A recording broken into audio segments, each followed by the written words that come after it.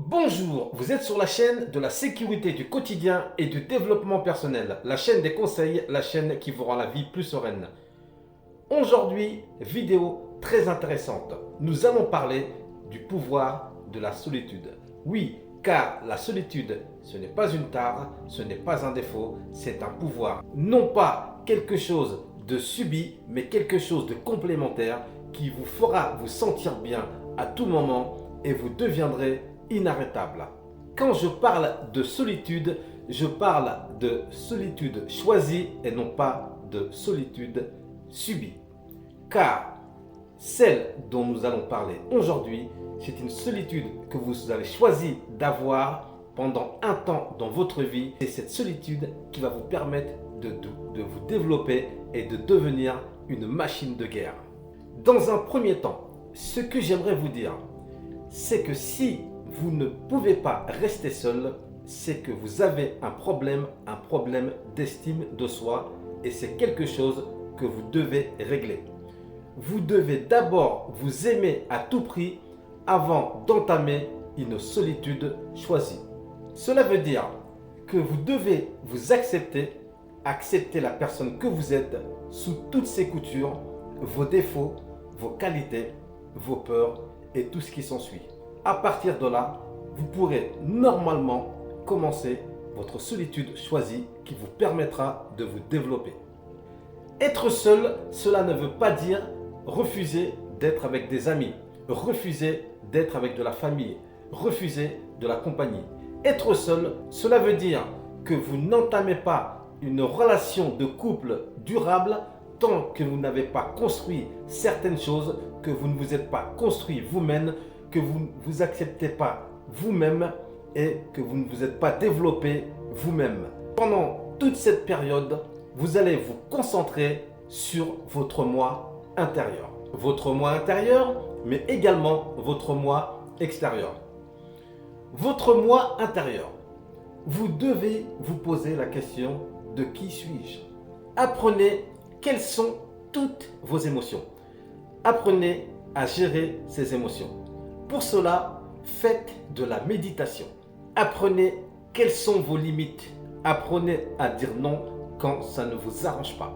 Ne faites pas les choses en pensant que vous allez recevoir en retour. Faites toujours les choses en vous disant « je le fais parce que j'ai envie de le faire, mais je n'attends rien en retour ». N'ayez pas peur de rester seul. Avant d'aimer la compagnie des autres, aimez d'abord votre propre compagnie. Votre moi extérieur. Développez absolument votre moi extérieur. En faisant du sport, en faisant de nouvelles choses, en n'ayant pas peur d'affronter la vie telle qu'elle vient, vivre le moment présent. Par exemple, si vous faites partie des personnes qui enchaînent les relations tous les 3 mois, vous devez sérieusement réfléchir à rester seul pendant une période, le temps de vous reconstruire, le temps d'encaisser les choses, le temps de vous développer, le temps de vous soigner. Ce n'est pas en enchaînant les relations, en allant de relation en relation, que vous allez être plus heureux ou plus heureuse. Au contraire, vous ressentirez toujours ce vide que vous devez combler tout seul, car vous avez toutes les ressources à l'intérieur de vous qui vous permettent de combler ce vide, d'être heureux ou d'être heureuse sans être accompagné d'une personne. Le jour où vous réussirez à maîtriser le pouvoir de la solitude, à ce moment-là, vous pourrez vous mettre en couple avec une personne et croyez-moi, ce couple marchera comme jamais cela a été auparavant. Car dorénavant, vous savez qui vous êtes. Vous n'avez pas besoin de la compagnie de quelqu'un d'autre. Vous n'êtes plus en demande. Vous êtes complémentaire avec cette personne au lieu de ressentir le vide que vous avez toujours ressenti lors de votre précédente relation. Vous l'aurez compris, décidez d'observer une période de solitude, ce n'est pas pour les faibles. Seuls les forts sont capables, d'une part, de décider, mais d'observer une longue période de solitude. Il faut être fort mentalement, mais aussi physiquement pour pouvoir entamer ce genre de choses. Cependant, pour celles et ceux qui ne se sentent pas capables ou qui se sentent faibles, vous pouvez petit à petit commencer à le faire en vous retirant petit à petit quelques heures par jour ou par semaine, faire de la méditation. C'est comme ça qu'on commence son périple de la solitude choisie. Vous pouvez commencer par exemple à vous retirer des endroits bruyants, de la foule, de commencer à moins checker vos réseaux sociaux et petit à petit, vous allez voir, ça va venir tout seul. Vous allez commencer à vous sentir bien seul, à accepter votre solitude, à accepter votre moi intérieur, votre moi extérieur et petit à petit, commencer à connaître vos propres émotions et les maîtriser. Je me dois maintenant de vous dire quelque chose de très intriguant, de très contre-intuitif quand vous allez commencer à observer une période de solitude.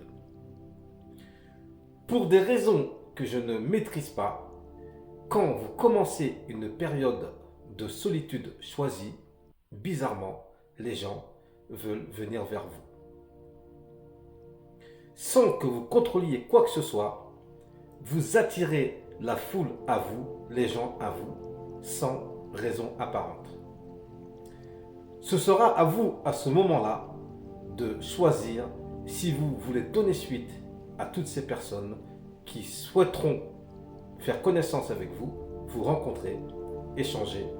C'est vous seul qui ferez le choix. Mais sachez-le, quand vous entamerez une période de solitude choisie, vous constaterez par vous-même qu'à ce moment-là, des personnes inconnues ou connues ou d'autres que vous n'avez pas vues depuis un moment voudront se rapprocher de vous. Voilà ce que je voulais vous dire par rapport à cela.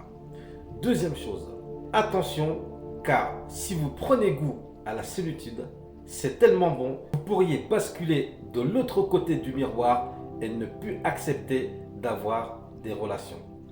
Alors faites attention, je vous mets en garde par rapport à ces deux choses-là. Tel est le message que je voulais vous délivrer aujourd'hui sur la chaîne de la sécurité du quotidien et du développement personnel. Cette vidéo touche à présent à sa fin. Si elle vous a été utile, vous pouvez la liker, vous pouvez la commenter. Nous pouvons également continuer le fil de cette discussion. Vous pouvez me poser des questions et j'y répondrai avec plaisir. N'hésitez pas à liker mes vidéos, c'est bon pour l'algorithme et ça me donne plus de force pour continuer à vous délivrer du contenu très intéressant. Ne l'oubliez pas, vous êtes sur la chaîne de la sécurité du quotidien et du développement personnel, la chaîne des conseils, la chaîne qui vous rend la vie plus sereine.